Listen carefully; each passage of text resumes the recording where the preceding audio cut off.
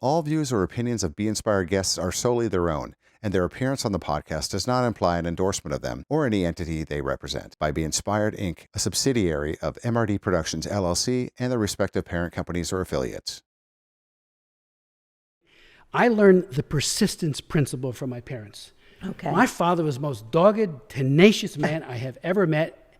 He always told us his two favorite words, they're now my two favorite words, never quit. Be Inspired Podcast. Real stories from real people. Sharing stories of love and loss, struggles and perseverance, laughter and tears, and overcoming adversity.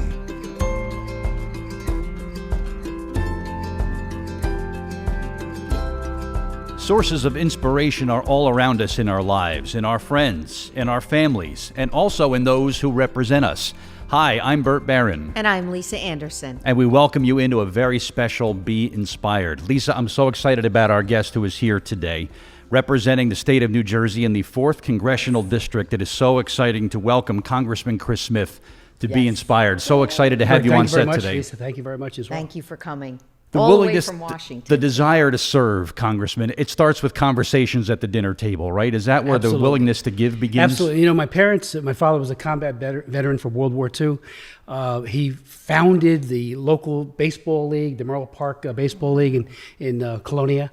Was always giving back, as was my mother. They were all about service. They loved their family first and foremost, loved God. And, you know, it does start at the dinner table, and we always talked about giving back. No matter what you do, you got to give back, and it's very rewarding. But above all, hopefully, it makes a little bit of difference. Yeah, it certainly does. And all through your career, I can't think of one person, and I say this sincerely, that does not have a kind word to say about you. So I think you've carried that forth in your life after your father and your grandfather, which we'll talk about. Sure. I know he was a lawyer and was very involved as well. So it seems to be in the Smith blood, isn't it? It really is. And you know, it's all about doing it as selflessly as possible. You know, in political, you do have to occasionally tell people what you're doing. Yeah. But, you know, we go all out on our casework. If somebody comes to my office, we leave no stone unturned. We just turn the page, and then we've had 93,000 people come to my office. I have great staff, and it makes a difference. You know, my greatest inspiration has been and continues to be my wife. She is just a wonderful woman, virtuous, tough as nails. You know, I write speeches all the time. I love to write. I write op-eds. I write speeches. I always get it to her for rewrite, and it comes back 15 times better. She's very, very smart, and what a team. As George W. Bush used to say, I married up. Isn't that nice? That's nice to hear. What is that saying? Behind every great man is a great woman. I married up too, so we have something in common. There you go. Well, then I just have to say that I'm great. No. It's nice to hear that, because you don't hear that too often these days, and it is nice to have a good, you know, a marriage with someone, because I think it only makes it stronger when the two of you have similar beliefs. And yeah, you're a real family man. We're married 43 years. God bless you. On July 2nd. That's wonderful. There's so many bills that I would like to talk about, and so many things that you accomplish. And you're a very hard-working congressman. You really are. You work 7 days a week. And getting back to your office and your staff, they are very nice people, because I am admitting here, Bert, that I actually, I saw a big sign that said, do not enter office. Offices are closed. So what did I do? I turned the knob and I went upstairs. And I said to the woman, why did you let me in? I had a mask on and all that. And she said, well, you looked safe. I said, well, I'm glad to hear that. But I did ask her for you to come on here, because I think that people need to know how hard you work, and so many beliefs that you feel strongly about things that people really care about, such as, we'll talk about autism and Lyme's disease, and you do so much for veterans. And when someone comes to you with a cause, how do you feel about taking that on? You listen to them and feel... Great question. And very often it's a matter of they bring an unmet need or a gaping hole in policy, right. And we then respond. And autism is a great example. Bobby and Billy Gallagher of Township. In 1997, walked into my Whiting office and said, 3 hours later, when they gave me their brief, they thought there was a spike in prevalence in autism in Brick. Huge. I brought up the CDC. They said, oops, there's a spike in other municipalities as well. We have a problem. So I introduced legislation, took 3 years to get passed. I've now done 3 major laws, including the Autism Cares Act. It all came, I even wrote an op-ed on that. It all started with the Gallaghers. They love their 2 kids. They're now aged out. They're young adults now. And because of their love for those children and for all others who are dealing with that developmental disability, we saw the need and worked on it. I am a details person. I love writing legislation. Of course, we have helps from some of the lawyers in Congress who put it in final form. But I write out drafts all the time, and as well as speeches. But I am so inspired by people in the district. David Goldman, here's another case. His son was abducted to Brazil. What I learned working on his case, and he did succeed eventually, and the 2 are doing great, was that the State Department, good people, were doing nothing to help mitigate the problem of parental abduction. And now we have a law called the Goldman Act.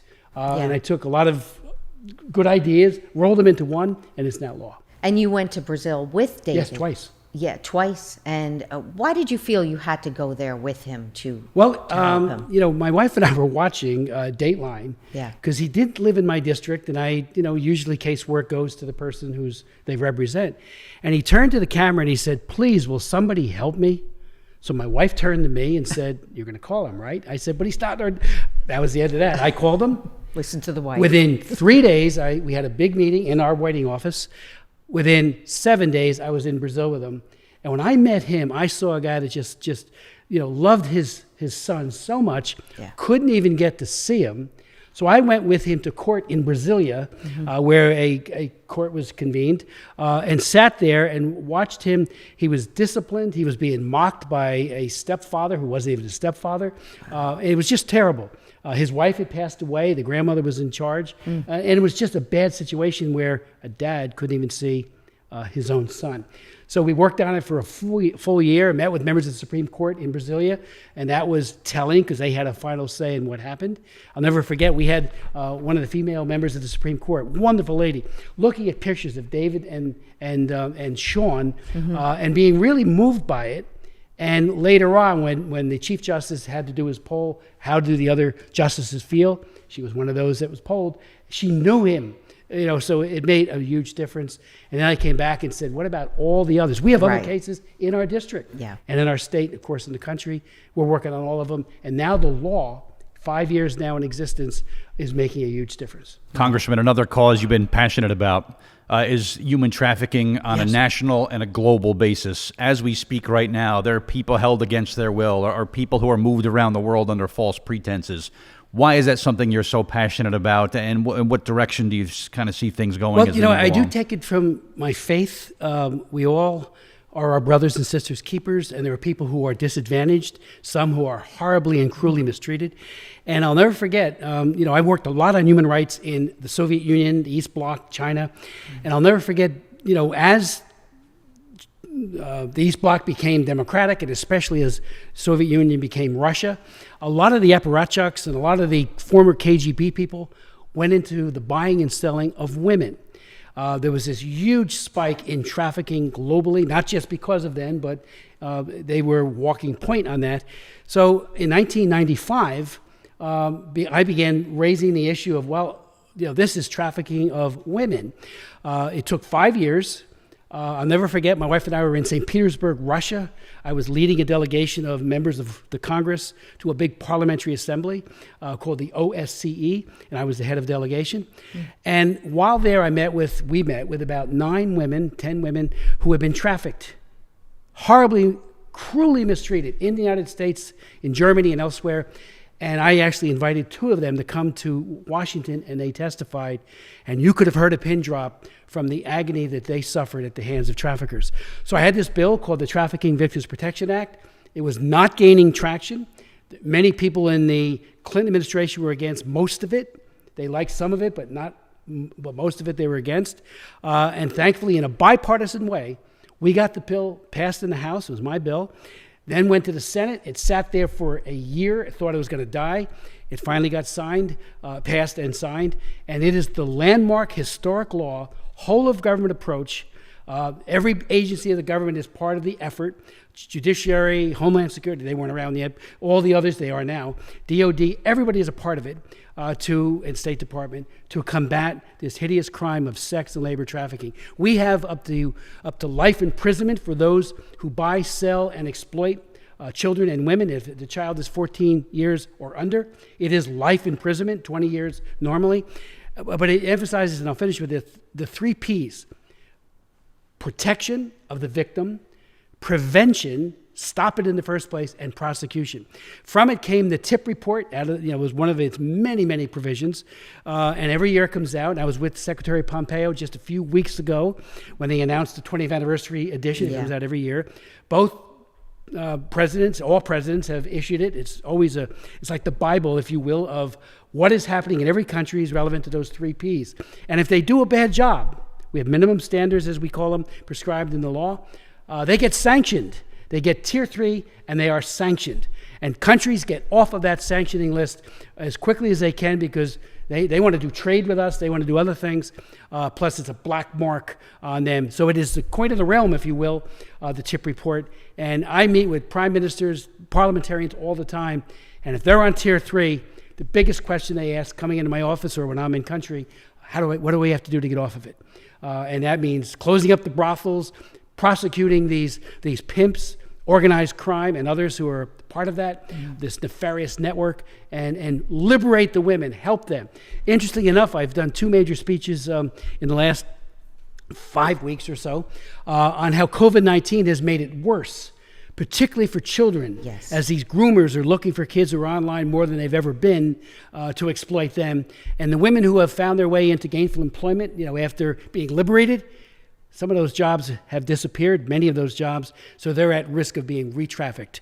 So we're redoubling our efforts along those lines as well. But it's all about helping those who are most at risk and vulnerable. And vulnerable, yes, indeed. That's another thing we were talking about before, the ramifications, Bert, of this quarantine and COVID crisis, that these folks, are just at the mercy of some of these. And that's really something I didn't even think about. And how do you think it became so prevalent, Congressman? Well, part of it is the entitlement culture, where certain men especially think they can abuse women and get away with it. And that is part of the problem. That's the demand side.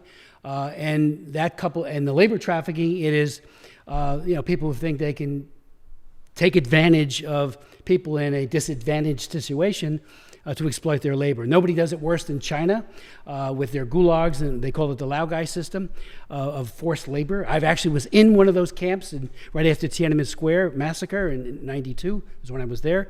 And I saw all these wonderful people making products that were coming to the United States, forced labor. So it's, where a country or an industry or a company can exploit someone, they do. And again, we have this law, the Trafficking Victims Protection Act, and I've written 4 others since, that have the ability to say, we're coming after you. We're going to sanction you as the country, and those sanctions have real weight to them. And meanwhile, we also try to work in a curative way. The tier rating happens on one day. Months later, the sanctions kick in.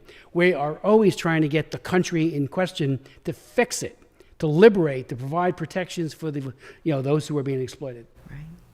It takes a lot of patience too. You say it sat here for a year, it sat here for 5 years. How do you just have the patience to get the it dinner through? table in the beginning? Yeah. I learned the persistence principle from my parents. Okay. My father was the most dogged, tenacious man I have ever met. Kind as can be. Like I said, a combat veteran, so he really saw some of the worst during his fighting in New Guinea and elsewhere, the liberation of the Philippines. But he always told us, his 2 favorite words, they're now my 2 favorite words, never quit. You get knocked down, you get, all of a sudden, everything you've worked for has been, in Rudyard Kipling's poem, If, which is my favorite poem, you lose everything, but you start anew. There's a lot in there for a politician, to fill the unforgiving minute with 60 seconds worth of distance run. I mean, we're in a culture now where everybody's attacking everybody. Stand down.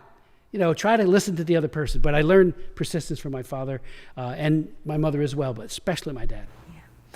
In this, we wanted to talk about what's going on today, not only the COVID epidemic, but Congressman, there seems to be just a war going on right now between different folks and different races. And as an insider, where do you see this country headed? In what direction, given the current state of affairs these days? Well, that's a great question, Lisa. I think we have to always embrace the admonitions of Martin Luther King to judge somebody by the content of their character, not the color of their skin. His emphasis on nonviolence needs to be replicated in all causes. No matter, you never turn that corner and become violent. That's not the means to an end. You use Congress or state legislatures, mayors, or local political bodies, run for office yourself. We have the means of mending this country embedded in our Constitution and in our processes. Use those, because I think it makes it worse and leads to more alienation as soon as somebody starts throwing a Molotov cocktail. And what do you think both parties can do to come together? Well, I got an award the other day for the Chamber of Commerce for being among the most bipartisan in Congress. I think the untold story about the House and the Senate is that there are a lot of collaborations in the most principled way going on between members of both parties. I get a lot of laws enacted. I always reach out to somebody who's like-minded. Mike Doyle, you have a name here, Mike Doyle. Mike Doyle from Pittsburgh. 20 years ago, I reached out to him and asked him to join me on the Autism Caucus. Yeah. He's a Pittsburgh Democrat, great friend. We don't agree on a lot of things. We agree on some. We absolutely agree on autism and research and helping families and of course those who are suffering that disability. So you got to find ways of finding common ground. And it happens more often than not. The media likes to play up, the clashes, dog bites man. No, they like the man bites dog story. So when you're collaborating in a good, principled way, working together, they don't want to hear it. And that's unfortunate. Yeah. Congressman, talk about, if you could, efforts that are happening in Washington with regards to relief for our economy as a result of the coronavirus epidemic. We know there's a lot of moving parts. What can we expect in terms of federal assistance going forward? Are there some things in the works that maybe people in your district and in our state will see soon? Well, we've had more casework during COVID than at any other time in my tenure in Congress. Mostly on unemployment, people who have not gotten there. So we work with the state, and I know they're trying hard. I know the commissioner very well, Rob. He's a good guy, but he's overloaded, and getting those checks out and getting that funding out. At one point, we had 400 open cases just on unemployment alone. The PPP, the Paycheck Protection Plan, which again was agreed to in a bipartisan way, and Trump did lead on that one, is really providing a bridge to keep businesses open. If you keep your employees, you get what is ostensibly called a loan, but it's a forgivable loan, so it's a grant, to keep those employees on. Your business doesn't collapse and go away, and then hopefully as things get healthier, you can reopen. That has been a very important part of this effort, and there are many other parts, all of them. We have another bill that will be up soon to extend many of these important programs. Of course, we're in different phases. Our phase 2 here in New Jersey. Other states are in different phases of reopening. And reasonable men and women are disagreeing, as we should. The debate is robust, as it should. What do you do about the schools? Yeah. How quickly, the distancing, the masks, and all the rest. I mean, we're all more than 6 feet apart, it looks like to me, which is how it should be, because that does obviously convey the disease from one person to another. So I think we've really come together. Some people will emphasize the differences. We've passed what they call these CARES Acts, which I've never seen, a $2.2 trillion bill that became law in my lifetime. I mean, that is money that's, how many zeros is that? And yet it was done to keep the economy, and especially to keep the people who have lost their jobs and the businesses and all the rest surviving. And so there's always gaps, but there is a Herculean effort being made to help. I'm worried about a reoccurrence of the disease. I think all of us are. Sure. It's a concern. I know Dr. Fauci very well. And how do I know him? I've worked with him for years on HIV/AIDS, and I've worked with him for years on the PEPFAR program, which was George W. Bush's greatest legacy overseas. It has saved 17 million people from HIV/AIDS, 2 million mother-to-child transmissions that never happened, malaria, as well as tuberculosis. Well, I wrote the reauthorization of that. $30 billion over 5 years. It was signed by Trump 2 years ago. An important law, and it's now got the support of a reauthorization, and I wrote that. Well, Dr. Fauci and Dr. Deborah Birx, she was the head of that program, right. But he is the infectious disease top guy, top doc. We've worked very closely together. So we need to hear their voices. Of course, they're not the only voices, but I think we need to listen to the scientists and proceed in a way that will mitigate the disease to the greatest extent possible, and also get the economy moving again and get the schools open as ASAP. There was a point where Dr. Fauci said recently that he's erring on the side of it not returning. So that was kind of very encouraging to hear. And I wanted to ask you, Congressman, what are your views? Because it's on every parent's mind who has school-age children. I'm glad mine are older. Yeah. What do you think about the schools?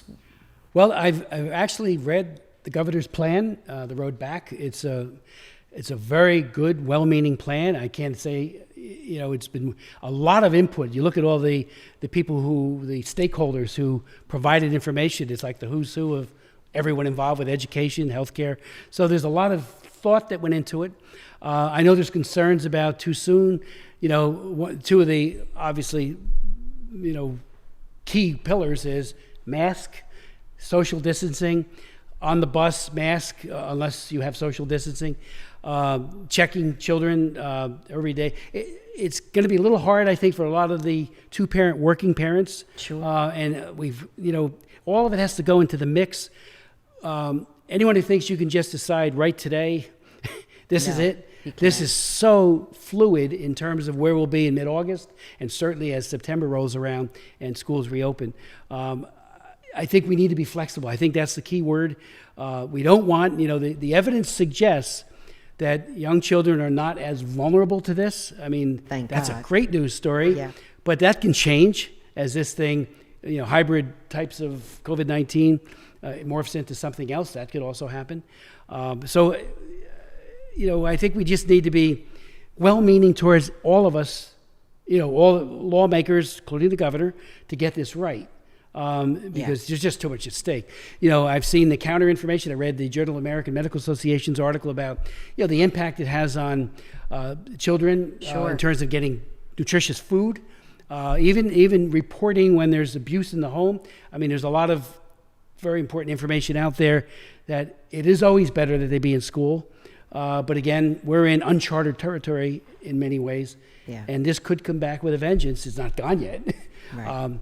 And one last thing, on the China issue or COVID-19, I have a bill in that would focus on suing the government of China and all related individuals there in U.S. courts for damages, most importantly on the short term to get a record of what they did. Because Xi Jinping, who is a dictator like few others, lied, deceived the World Health Organization in the early days about the contagiousness of this and all the other information that had they done it right away, put a tourniquet on it, we would not have seen the horrific loss of life in New Jersey, the country, and the world. And there's a precedent for it. It's called JASTA, where the Foreign Immunities Act was waived in order to sue Saudi Arabia for their complicity of many of their top people and agents in 9/11. And since 9/11, we've been working on that kind of approach. It passed over the veto of President Obama. He actually vetoed it. It's the only veto that he was overridden on.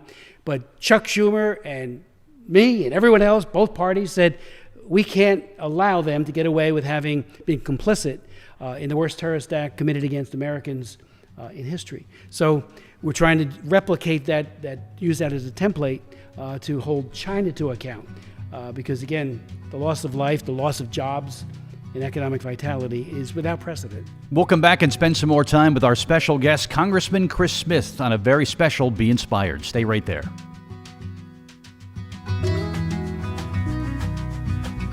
Moving is difficult. At Lowe's, it doesn't have to be. For all of your residential and commercial moving needs, contact 732-775-4118 or get a free FaceTime estimate. Lowe's, proudly serving New Jersey for over 96 years. IgA Nephropathy Foundation of America is a patient-centric organization dedicated to finding a cure and better treatment options for IgA kidney disease. If you or someone you know was recently diagnosed or to donate, please visit IgAN.org.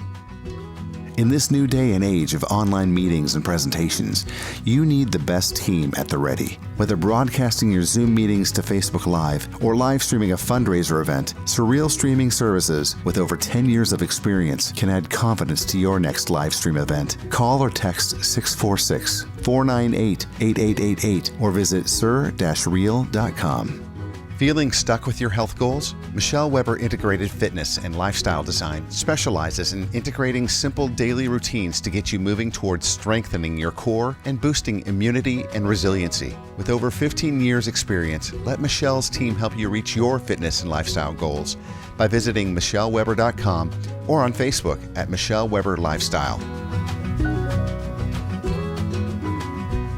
Our special guest this time around on Be Inspired is Congressman Chris Smith, representing New Jersey's 4th District, and it's great to have him joining us here on the program today. Congressman, take us back to your early days in Washington, D.C., brand new to the scene.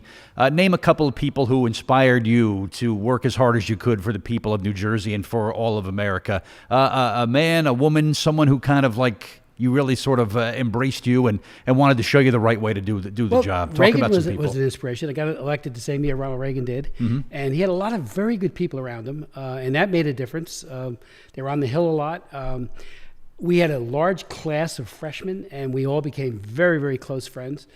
So that Frank Wolf is one of my best friends. We worked on human rights issues until he retired a few years ago.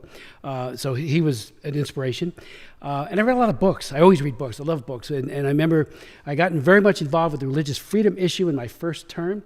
On behalf of Soviet Jews, I traveled to Moscow and Leningrad in 1982 and was inspired by the unbelievable courage of these, what they called refuseniks, men and women who wanted to leave Moscow or Leningrad or wherever it might be, to go to Israel or the United States, and they were treated, they went to psychiatric prisons in worst case, they went to prison often, they were beaten up by the KGB, and I got to know a lot of them.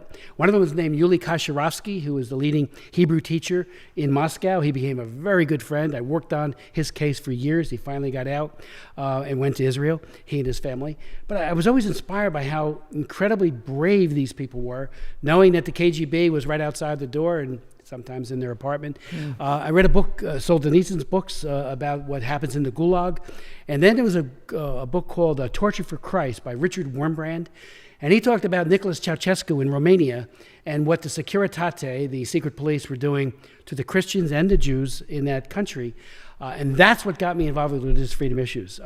He made an appeal and said, everybody in the West, you don't know how easy you have it. Yeah. And when you just enable these dictators who horribly mistreat us, you become part of the problem. And I read his book. I got involved with the Romania human rights, religious freedom issue, went over there, and then I worked on every other country in the world where there's religious freedom persecution. But it all came out of that book and working on behalf of the Soviet Jews. That's incredible. You are so passionate about so many causes, and it's amazing the things that your eyes are open to as you travel the world and hear about these different things. But right here in New Jersey, I know one of the things that you work really hard of is Lyme's disease. Now, maybe 5-10 years ago, it was really dominating the news. It seemed like everyone had Lyme's disease, and you passed some legislature where to help folks out with that. Tell us your thoughts about how that came to be so prevalent and where it is today. Well, nobody knows exactly why Lyme disease and other tick-borne diseases have proliferated the way they have. Yesterday, I had a bill that I'm trying to get made in order that I'll offer on the House floor, which I did last year. It passed, concerning the weaponization of ticks at Fort Detrick and Plum Island. There was a book that came out called Bitten. by a woman named Newby, I've talked to her. She's a tremendous writer. She interviewed Dr. Bergdorfer, who is credited with discovering Lyme disease. Well, what none of us knew, came out in her book, was that he was a bioweapons specialist. So what they were doing, were taking ticks, stuffing them with all kinds of pathogens, including Lyme. And right now, if you have Lyme disease, you probably have something else too. And the question is, did it come from the bioweapons initiatives of the 50s, 60s? It was all stopped by Richard Nixon in 1969. But what they did was, in my opinion, horrific. So I've asked for a study by the Inspector General. That failed last year. The Senate voted it down by inaction. So this year I'm trying to get a GAO, General Accountability Study, to finally pierce this darkness about what did they do, who did it, were there accidental releases. So that may be a reason. And if we knew what they were stuffing these ticks with, I think we would be in a better place to know how to deal with it. The good news is, since 1998, and I took my inspiration from a local woman right here in Wall Township. Yeah. She came to one of my meetings. Her name is Pat Smith. She runs the Lyme Disease Association. And Pat said, "What are you doing about Lyme?" First time was in 92 she came. I said, "No, nothing." So I sat with her, I had lunch with her, and starting in 92, I worked on it. In 98, I put in a bill called the Lyme Disease Initiative. And it had several components: finding a diagnostic tool that is accurate, but also inexpensive. We don't have it now. And also find a cure or something that would mitigate its impact. And we don't have that either. We have a lot of combos of drugs and interventions that Lyme literate doctors do, and they often work. But we need a means. Well, the good news is, after all these years of having that bill thrown into the wastebasket by the Energy and Commerce Committee and other committees of Congress, I could never get it. One time I had 110 co-sponsors on my bill. So I had a bipartisan group all supporting it. I still couldn't get that bill. Starting in 1998, every 2 years I would introduce a new bill and with all of those key components.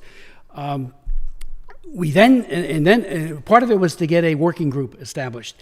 The working group would include Lyme literate people and those who are the naysayers, say that, the Infectious Disease Society of America has always said, easy to cure, hard to catch. Are you kidding me? You go out and you walk in a grassy area where, you get a tick bite. Next thing you know, you don't know why your joints are, 20% of the people, high-end estimate, have chronic Lyme. They say chronic Lyme doesn't exist. A big lie. So we got the working group. They came out, and Pat Smith was actually one of the people on it. CDC and others were on it as well, representatives. And they said 300,000 to 437,000 new cases every single year. And it was almost like a voila moment. How did we miss this? To be continued in the next episode. Next on Be Inspired. We're really in a good place now, finally. I worked very closely with Dr. Fauci. I think we have to be dogged, even if you're bending into the wind and not with it. It's important to pray for those in office, and we pray for peace. Know what you're willing to lose your seat over.